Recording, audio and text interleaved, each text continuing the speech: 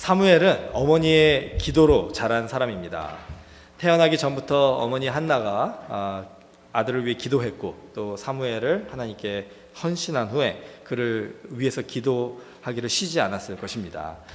오늘 우리가 자녀들을 위해서 기도하는 그런 부모님들이 여기 많이 계시리라 생각을 합니다. 우리가 정말 그 자녀들을 위해서 기도할 때 어떤 제목으로 기도를 하는가 한번 생각해 봤으면 좋겠어요.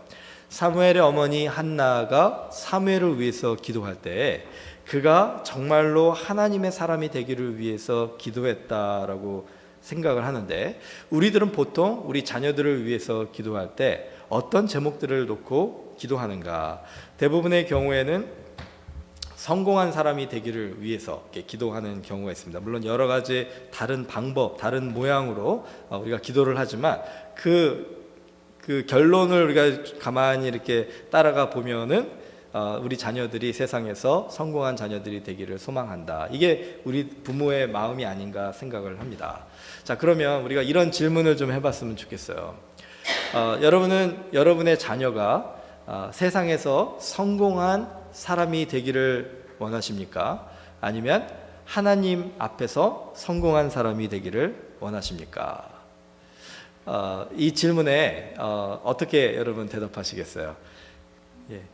예. 정말로 지혜로우신 분은 둘 다요, 이렇게 얘기하시면 일석이조, 그렇게 얘기하실 수가 있겠죠.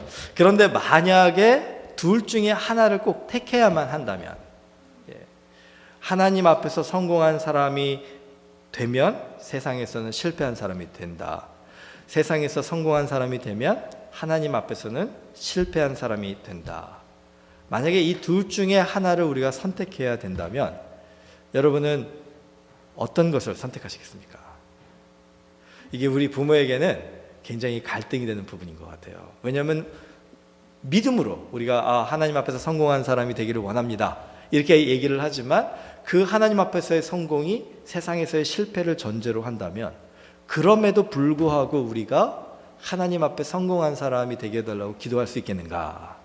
이게 이제 모든 부모들의 갈등이 아닌가 생각을 합니다. 한나는요, 하나님 앞에 성공한 사람이 되게 하기 위해 세상에서 사무엘이 실패하는 삶을 선택한 거예요. 그게 뭐냐면은 어린 나이에 제사장 엘리에게 데리고 가서 이제 그 이 성전에서 수종드는 사람으로 이 아이를 헌신합니다, 이렇게 갖다 바친 겁니다. 자, 생각해 보세요.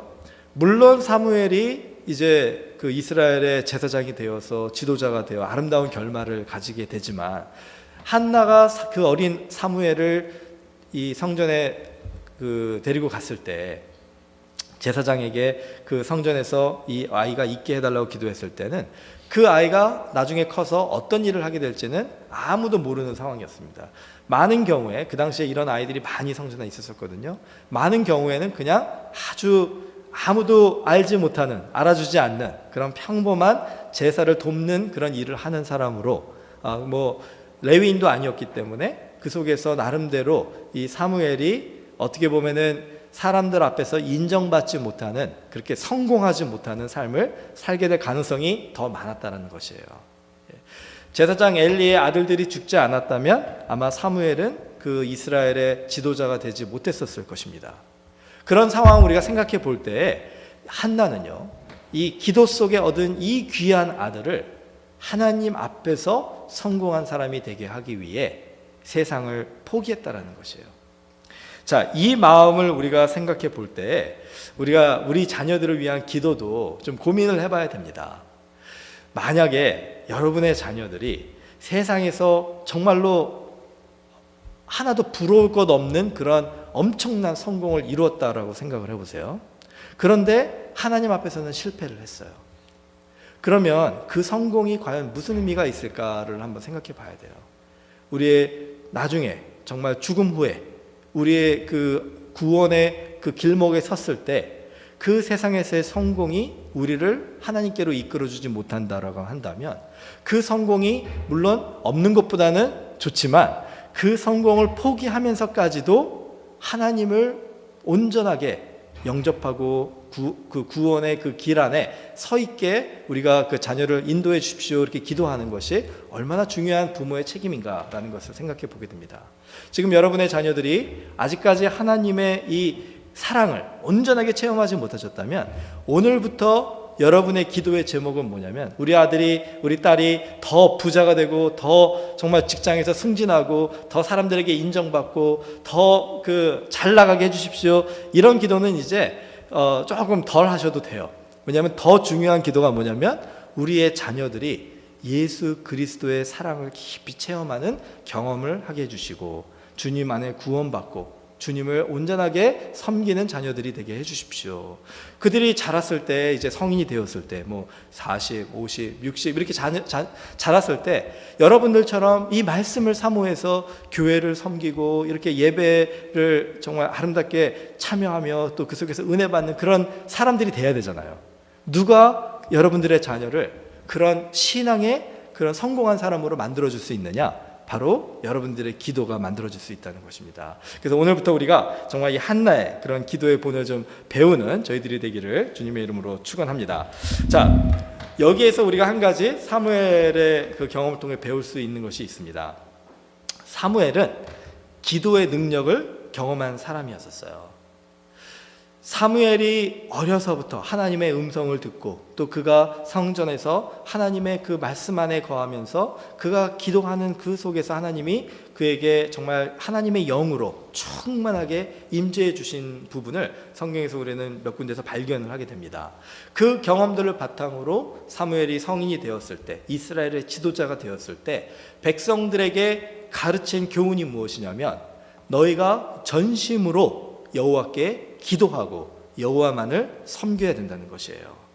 그래서 오늘 그 사무엘상 7장 3절을 보시면은 사무엘이 이스라엘 백성들에게 전심으로 여호와께 돌아오라 이렇게 선포하면서요.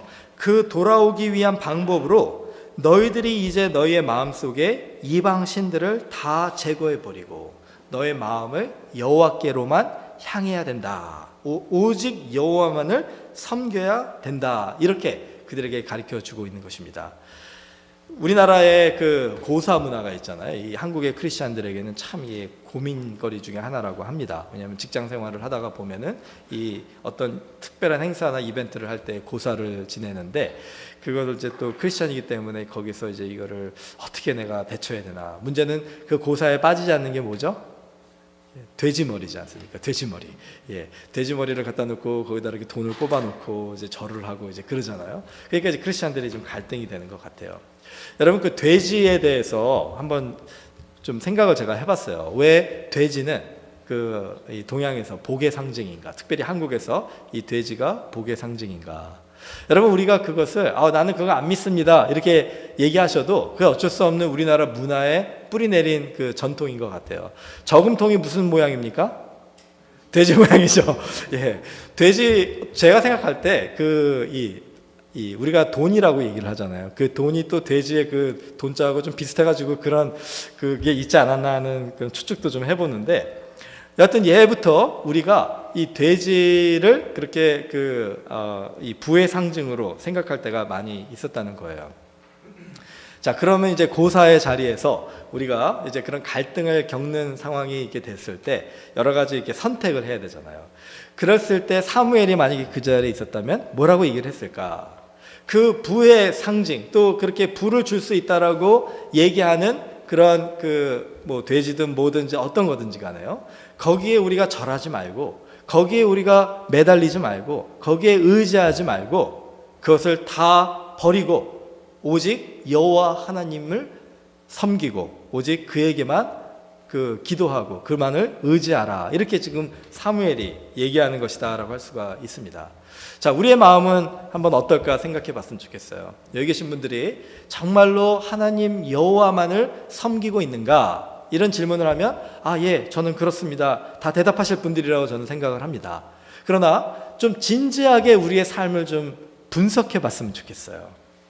왜냐하면 삶 속에서 우리가 그냥 그러려니 하고 지나치는 그런 부분들이 우리의 삶 속에서 우리가 우상으로 생각하고 있는 것들을 보여주는 부분이 있을 수 있습니다. 만약에 제가 의지하고 정말 내가 이것만큼은 잘하는 것이다, 내가 이것만큼 나에게 꼭 있어야 되는 것이다 생각하는 것들이 여러 가지가 있다라고 할 때요, 그것을 내가 잃어버렸을 때 이제 마음속에 불안함이 들겠죠. 그것을 내가 하지 못하게 될 때 마음속에 초조함과 또 안타까움과 낙심이 생길 수가 있겠죠. 그런 상황이 여러분에게 닥쳤을 때 여러분이 어떻게 반응하는가를 좀 관찰해 보셔야 돼요. 관찰해 보셔야 됩니다. 내가 예를 들어서 우리가 뭐 물질을 얘기를 하죠. 우리 흔히 이제 다 그 경험하시는 거니까요. 여러분이 정말로 일하시는 그 목적이 돈을 벌기 위함이다 라고 한다면은 우리는 사무엘의 이 경고의 음성을 들어야 돼요. 왜냐하면 돈이 우리의 우상이 되기 때문에 그렇습니다. 생각해 보세요. 우리의 삶에 정말 열심히 일주일 40시간을 열심히 세상에서 일하는 그 목적이 돈을 벌기 위함이라고 한다면요, 그 인생이 얼마나 참 초라한 인생이라고 생각하십니까? 정말 그 돈을 벌어서 우리가 많이 벌든 적게 벌든 어떻게든지 돈을 벌어가지고 돈이 있다고 생각을 해보세요. 그럼 그 돈을 가지고 여러분이 정말 행복하게 살 수 있을까? 한번 생각해 보면 꼭 그렇지는 않다는 거예요. 돈이 많이 벌어지면 벌어질수록 어떤 일이 일어납니까?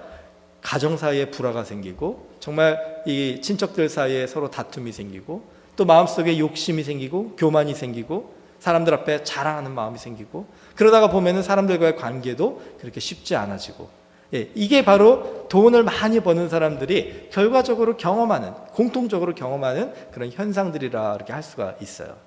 자, 그러면은 그 돈을 위해서 우리가 사는 것이 우리 인생의 목적이 아니라면 무엇을 위해서 우리는 살아야 되겠습니까? 사무엘은 우리에게 이 하나님을 위해서 살라 이렇게 얘기하는 거예요. 만약에 돈이 아니라 다른 것이었다고 생각해 보세요. 우리가 이거는 설마 이것까지 이렇게 생각하실 수 있는데, 여러분 가족을 사랑하시지 않습니까? 그런데 하나님은요, 우리 가족을 사랑하는 마음이 우리에게 마치 돼지머리처럼 우상이 될 때는요, 그것도 우리가 내려놓으라고 얘기하실 때가 있어요. 우리가 정말 사랑하는 아내와 남편, 우리가 사랑하는 자녀들, 우리가 사랑하는 부모가 우리에게 우상이 될 때는요, 하나님을 우리가 내려놓고 그것을 선택할 때가 많이 있다는 것이에요. 그러면 거기에서 우리가 해야 되는 것은 무엇이냐면 그것을 우리의 삶 속에서 제거해 버리고 전심으로 여호와께 돌아와야 된다는 것입니다.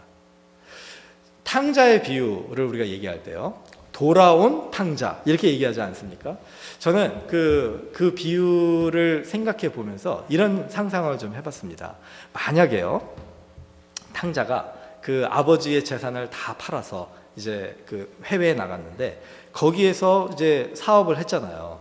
근데 사업이 망하지 않았습니까? 망해가지고 친구들 잃어버리고 돈도 잃어버리고 집도 잃어버리고 다 잃어버려가지고 돼지 우리에서 돼지 치는 일을 하는데 뭐 돼지 먹을 음식도 주지 않아가지고 거기서 막 고생하다가 내가 차라리 이렇게 사느니 아버지 집에 가서 종으로 사는 게 더 낫겠다 하면서 아버지께 돌아갈 마음을 가지게 되고 거기서 결단을 하고 아버지께 돌아가지 않습니까? 그런데 만약에 탕자가 그 돈을 가지고 이제 해외에 나갔는데 하는 사업마다 다 성공하는 거예요. 정말 만나는 사람마다 다 정말 그 자기가 너무나 행복하게 해주는, 세상적으로 즐겁게 해주는 사람만 만나는 거예요. 탕자의 삶이 이 세상에 부러울 것 하나 없는 그런 정말 성공한 삶을 해외에서 살고 있다라고 한번 생각해 보세요. 그러면은 우리가 그 탕자를 얘기를 할 때 돌아온 탕자라고 과연 얘기할 수 있었을까? 탕자가 정말로 내가 아버지께로 돌아가야 되겠다라고 그렇게 깨달음을 얻고 회개하고 아버지께로 돌아갈 수 있었을까? 한번 생각해 보시기 바랍니다. 아마 그 이야기의 결론은 돌아오지 않은 탕자라고 그렇게 됐었을 거예요. 그리고 그 탕자는 정말 아버지를 떠나 그렇게 자기 생각에는 성공하면서 산다고 하지만 정말 그 삶 속에서는 그 불행한 삶을 사는 그런 탕자의 삶을 사는 그가 됐었겠죠. 여러분이 만약에 이 돼지 머리와 같은, 아니면 우리의 삶의 우상과 같은, 우리가 하나님을 사랑하고 하나님을 전심으로 섬긴다고 하면서도 간혹 우리의 삶 속에서 하나님 대신 우리가 정말 절하는 것들이 우리 속에 있다라고 한다면 하나님께서 여러분을 정말로 사랑하신다면 그 부분에 있어서 여러분을 망하게 하시는 게 그 사랑의 표현이라는 거예요. 여러분은 돌아온 탕자가 되기를 원하십니까? 돌아오지 않은 탕자가 되기를 원하십니까? 우리 여기 계신 분들 다 돌아온 탕자가 되기를 원하시잖아요. 아버지께 돌아와 아버지 품에 안겨서 내 사랑하는 아들아, 내가 너를 위하여 잔치를 베풀노라. 그 잔치에 다 우리 참여하고 싶지 않습니까? 그렇다면은요, 그것도 받아들이셔야 돼요. 하나님께서 저와 여러분에게, 우리 교회 공동체에게 우리가 하나님께 전심으로 돌아오게 하기 위해서 이 탕자가 경험했던 철저하게 무너지는 그 경험이 우리에게 있어야 된다라고 하신다면 여러분 감사함으로 그 경험을 받아들이시겠냐는 거예요. 그거를 나는 피하겠습니다. 나는 싫습니다. 제발 나한테만큼은 그런 일이 일어나지 않게 해주십시오. 우리가 그렇게 얘기하면서 내가 돌아온 탕자가 되게 해주십시오 기도하는 거는, 그거는 앞뒤가 맞지 않는 얘기라는 거죠. 이스라엘 백성들에게 사무엘이 경고하는 겁니다. 너희가 바알과 아스타롯 신상에 절을 하면서 어떻게 너희들이 여호와 하나님을 사랑하는 사람들이라고 얘기할 수 있겠는가? 너희가 오늘날 택하라는 거예요. 전심으로 여호와께 돌아오고 오직 그만을 섬기라. 그리하면 너희를 블레셋 사람의 손에서 건져내시리라. 오늘 우리 모두에게, 또 우리 교회 공동체에게 하나님께서 이렇게 도전하실 때 우리가 하나님을 신뢰해야 된다는 것입니다. 하나님 앞에 성공한 사람은요, 세상에서 반드시 성공합니다. 그 성공의 기준이 세상의 성공의 기준이 아니라 영적인 성공의 기준으로 볼 때 하나님 앞에 성공한 사람은 세상에서 실패할 수 없는 거예요. 하나님 앞에서 성공한 교회의 공동체는 세상에서 반드시 성공한 공동체가 될 수 있다는 것도 우리에게 주시는 약속이다라고 할 수가 있습니다. 여러분, 돌아온 탕자가 정말 하나님의 그 상징인 그 아버지의 품 안에서 안겨서 아버지와 함께 그 집에 거할 때 그 탕자에게 여러분, 야, 저 사람은 정말 성공했다, 이렇게 얘기할 수 있지 않겠습니까? 세상에서는 실패했다라고 생각할 수 있겠지만 하나님은 그를 성공한 사람이라고 얘기를 하는 이유는 그가 정말로 인생에서 중요한 것을 놓치지 않고 붙잡았기 때문에 그렇다는 거예요. 오늘 이 하나님의 도전을 듣고 정말 주님께로 돌아오는 저와 여러분이 되기를 주님의 이름으로 축원합니다. 자, 두 번째는 이제 이 사무엘이 이스라엘 사람들에게 5절에 보시면은요, 온 이스라엘은 미스바로 모이라, 내가 너희를 위하여 여호와께 기도하리라, 이렇게 명령을 합니다. 여러분, 미스바라는 곳은요, 그 어떤 곳이냐면 그 감찰한다라는 뜻을 가진 곳입니다. 그래서 그 창세기 31장 49절에 보면은 그 우리가 서로 떠나 있을 때에 여호와께서 나와 너 사이를 살피시옵소서라는 그런 뜻으로 미스바가 쓰이는 것을 이렇게 보이게 됩니다. 그래서 하나님께서 살피시고 관찰하시고 감찰하시듯이 그 미스바에서 우리 자신을 하나님 앞에 온전하게 내려놓고 정말 하나님의 그 눈으로 우리를 살펴보시기를 소망합니다. 그렇게 우리가 미스바로 모여서 기도하면서 하나님의 온전한 능력을 다시 한번 옷 입기 원합니다. 이게 바로 미스바로 모이라는 사무엘의 그런 그 의도였다라고 할 수가 있습니다. 근데 문제는 뭐냐면요, 지금 이 5절 바로 이전 그 3, 4절의 상황이 어떤 상황이냐면 이 블레셋 사람들이 이 이스라엘 사람들과 전쟁을 하기 위해 지금 막 준비하고 있는 상황이었다는 거예요.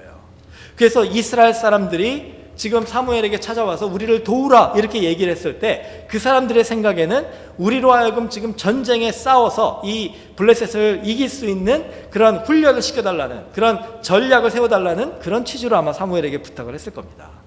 사무엘이 미스바로 모여서 우리가 함께 기도하자라고 얘기했을 때 이스라엘 사람들은 아마 이렇게 얘기했었을 거예요. 사무엘 선지자요, 지금은 우리가 기도할 때가 아닙니다. 지금은 우리가 전쟁을 준비할 때입니다. 우리가 기도하고 있으면 어떻게 저 블레셋 사람들과 나가서 싸울 수가 있겠습니까? 아마 지금 사무엘 선지자님, 당신이 좀 잠깐 상황 판단을 잘못하신 것 같은데, 우리가 지금 미스바로 모이지 말고 대신 그 블레셋 사람들과 맞서 싸울 수 있는 전쟁터로 나가도록 다시 한번 좀 명령해 주십시오.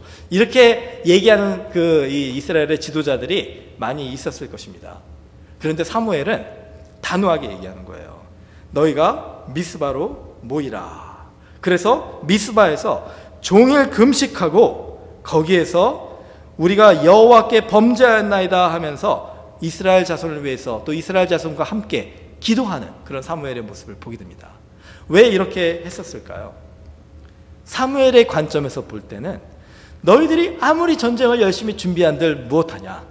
전쟁은 너희 손에 있는 것이 아니라 하나님 손에 있는데 너희가 지금 능력도 안 되면서 너희의 손으로 그 전쟁을 싸워서 이길 것 같다라고 생각하고 지금 전쟁을 준비하려고 하는 것이냐?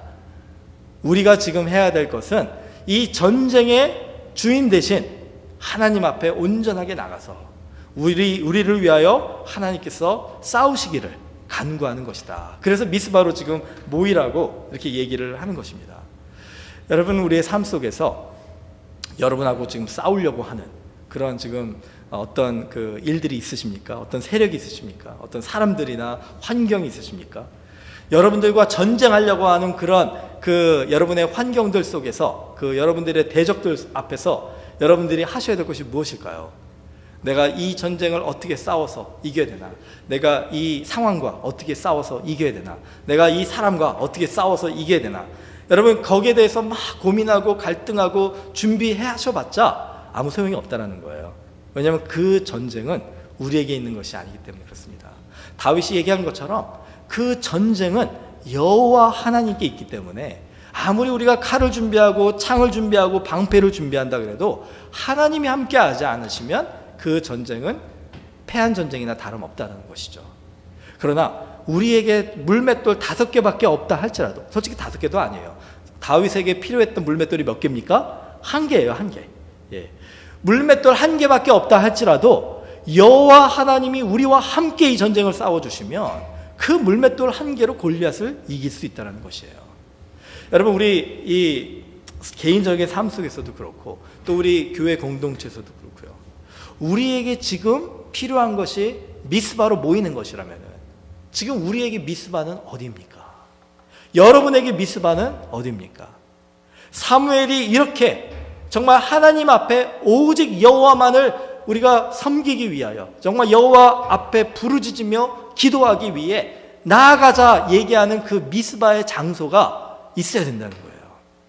개인적으로 여러분에게는 아마 교회 공동체, 이 교회의 예배의 자리가 미스바가 되시리라 생각을 합니다. 그러나 그것뿐만이 아니라 여러분의 삶의 영역 속에서 매일매일 우리 교회 나올 수 있기가 쉽지 않잖아요. 새벽기도에 매일 나오시는 분이 아닌 이상. 그러니까 여러분의 삶 속에서 정말 이 미스바의 자리를 만드시는 거예요.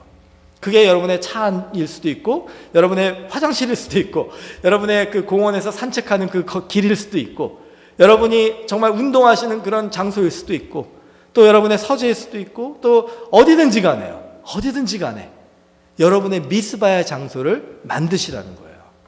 제가 덴버에 있었을 때는 정말로 교회 사역이 힘들고 어려울 때, 특별히 초창기 때는요, 정말 힘들더라고요. 뭐 대책이 없는 상황에서 덴버에 가서 개척을 하는 거였으니까 정말 어떻게 이 상황을 극복해 나가야 되나, 이 가족들을 데리고 여기까지 왔는데, 아브라함의 마음으로 왔는데 이게 하나님께서 쉽게 문제들을 해결해 주지 않으시더라고요. 저의 가족과 또 우리 교회 공동체를 향한 이 전쟁의 대상이 마치 골리앗과 같아가지고 막 기가 죽어 있는 상황이 너무나 많이 있었습니다. 그럴 때 어떻게 했냐면요, 저의 미스바로 갔어요. 여러분 덴버에 혹시 가실 기회가 있으시면 거기 보면 레드락 티어터라는 곳이 있어요. 네, 저희가 살았던 데랑 한 30분 40분 정도 걸리는 곳인데 제가 이제 밤에 너무나 이제 그 마음에 답답하고 이 전쟁에서 내가 질 것 같은 그런 두려움이 엄습해 오면은요, 그 밤에 차를 끌고 그냥 혼자 한 11시 12시가 되는 관계없이 거기에 가가지고요, 거기에 올라가면은 이제 덴버의 도시가 야경이 보여요. 거기에서 그냥 부르짖고 막 기도를 하다가 언제는 그 경비원한테 쫓겨난 적도 있었고요. 예. 근데 거기에 가서 기도를 하면서 정말 그곳에서 하나님께 많은 응답을 받았었어요. 그게 저한테는 미스바였기 때문에 그런 전쟁의 앞에 서 있었을 때 항상 그 자리를 사모하게 되는 거예요. 그 자리를 찾아가게 되는 겁니다. 그때 저희는 여기 이렇게 이 교회 공동체처럼 그렇게 기도할 수 있는 곳이 없었어요. 미국 교회를 그때 빌려서 예배를 드렸는데 새벽 기도를 못하게 해가지고 이렇게 새벽 기도를 할 수가 있는 공간이 없어서 저는 그렇게라도 어떻게든지 미스바를 찾아가야겠다, 그렇게 결정을 했던 겁니다. 그런데 우리 교회 공동체에는 이 귀한 성전이 있잖아요. 여러분 정말로 마음속에 답답하고 힘들어서 정말 내가 지치고 쓰러질 것 같을 때요, 너무나 혼자 고민하지 마시고 정말 주님의 전에 나오세요.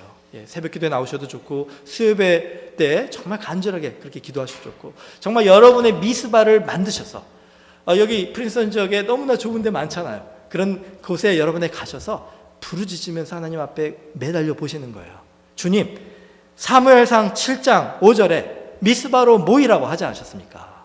주님, 나와 함께 이 전쟁을 싸워 주시옵소서. 자, 이렇게 하나님 앞에 기도하고 나가는 우리들이 이제 전쟁을 할 때 세 번째로 꼭 기억해야 될 것이 있습니다. 뭐냐면 하나님께서 이제 그 전쟁을 싸워 주셨어요. 그래서 어떤 상황이 일어나냐면 놀라운 승리를 경험합니다.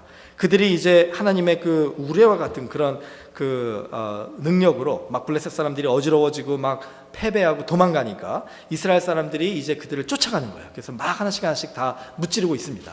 그런데 한참 막 절정기에 이르렀는데 하나님께서 사무엘에게 말씀하시는 거예요. 에베네셀, 여기에서 멈춰라. 지금 사무엘과 이스라엘 백성들은 막 황당한 겁니다.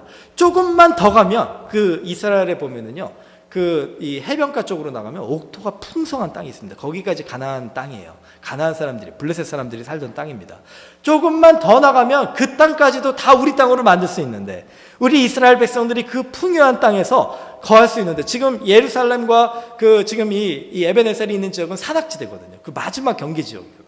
내려만 가면은 그 옥토가 풍성한 땅에서 우리 이스라엘 사람들이 정말 편안하게 살 수 있는데, 하나님이 희한하게, 지금 블레셋 사람은 다 무너져서 지금 도망치고 있는 상황인데도 하나님이 희한하게 그 산악지대의 경계선, 거기에서 멈추라고 하시는 겁니다. 여기까지라는 거예요. 더 이상은 내가 너희들과 함께하지 않겠다라는 거예요. 이스라엘 사람들이 이해가 되지 않았을 거예요. 그러나 하나님께 순종합니다. 그리고 거기에서 돌을 세우고 기념비를 세우고 바로 그곳을 에벤 에셀이다 이렇게 명하는데, 하나님이 여기까지 우리와 함께 하셨다라는 그런 뜻을 가지고 있습니다. 여러분, 이게 바로 우리들에게 또 한 번 고민되는 부분이에요. 우리의 삶 속에서 하나님께서 정말 함께 하셔서 전쟁을 막 승리하고 정말 승승장구하면서 세상 사람들이 볼 때도 야, 저 사람 정말 잘 나가는구나, 이런 경험을 하고 있을 때 하나님께서 우리에게 여기까지다 라고 얘기하시면 여러분 정말 순종하고 거기에서 멈춰 서실 수 있겠습니까? 만약에 우리가 멈춰 설 수 없다면은 하나님이 없어도 나는 갈 수 있다라는 그런 교만의 고백이 그 안에 담겨져 있기 때문입니다. 하나님은 여기까지 함께 하시겠다고 하셨기 때문에 여기에 이상은 우리 혼자 가야 되는 거거든요. 그래도 가겠다라고 한다는 얘기는 하나님 없이도 나는 이 세상에서, 이 전쟁에서 승리할 수 있습니다라는 고백이 아니겠습니까? 여러분, 우리가 이 사무엘 7장의 교훈을 배운다면요, 하나님과 늘 동행하는 것이 우리에게 늘 최선임을 기억해야 된다는 것이에요. 하나님과 함께 정말 아골골짝 그 빈들에 계시기를 원하시겠습니까? 아니면 하나님 없이 예루살렘의 그 휘황찬란한 성전에, 그 궁전에 거하시기를 원하시겠습니까? 우리들은요, 아골골짝 빈들에 하나님과 함께 있기를 원합니다라는 고백이 있어야 돼. 이게 바로 에베네셀의 믿음입니다. 하나님이 가라 하시면 가고 하나님이 서라 하시면 서겠습니다. 이게 바로 에베네셀의 믿음이에요. 우리의 욕심이 우리를 자꾸 밀고 나간다고 할지라도 그 눈앞에 보이는 가나안의 그 풍성한 옥토가 너무나도 탐나고 거기에 있으면 마치 내가 행복할 것 같은 그런 마음이 든다고 할지라도 하나님이 여기까지다 하시면, 주님, 내가 이 산악지대, 정말 이 힘들고 고난의 광야 같은 사막지대라고 할지라도 주님, 여기에서 내가 멈춰 서겠습니다. 사무엘이 우리들에게 이 권면하는 이 에베네셀의 그 믿음을 가진 사람들은요, 주기도문의 의미를 온전하게 이해할 수 있어요. 그 주기도문 여러분 잘 아시죠? 이제 이 주기도문의 가장 출발이 무엇이냐? 하늘에 계신 우리 아버지여, 이름이 거룩히 여김을 받으시오며 나라의 마옵시며 뜻이 하늘에서 이루어진 것 같이 땅에서도 이루어지리이다. 하나님의 뜻이 이루어지기를 원한다는 거죠. 나의 뜻이 아니라 하나님의 뜻이. 근데 특별히 우리 한국 크리스천들은요, 이제 대부분의 경우에 어떤 그 열정이 너무 강한 것 같아요. 그래서 주기도문을 하는데 기도가 빠진 주기도문을 한다는 거예요. 여러분, 주기도문에 기도가 빠지면 뭐가 됩니까? 주문이 되는 거예요. 주문. 그래가지고 그냥 우리가 주문 외우듯이 하늘의 아버지의 뜻이 하늘에서 이루어진 것 같이 땅에서도 이루어진다. 그냥 주문처럼 습관처럼 그냥 외우기만 한다는 겁니다. 그 하나님의 뜻이 내 삶에 이루어지는 것은 관심도 없고요. 그것이 이루어지든 안 이루어지든 그냥 내 뜻대로 살면, 내가 그냥 성공하면서 살면 되지. 그게 뭐가 그렇게 중요해. 그 기도가 빠진 주문을 외우면은 결과적으로는 아무 일도 일어나지 않아요. 주기도문의 그 핵심은 뭐냐면은 바로 이 기도예요. 기도. 예수님의 기도.